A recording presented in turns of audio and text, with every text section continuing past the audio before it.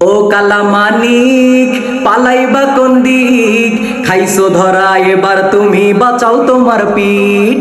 ও কালামানিক পালাইবা কোন দিক, খাইছো ধরা এবার তুমি বাঁচাও তোমার পিঠ। দীর্ঘ বছর বাংলাদেশের ছিলে বিচারপতি, হিসাব ছাড়া কত মানুষের করেছো যে ক্ষতি।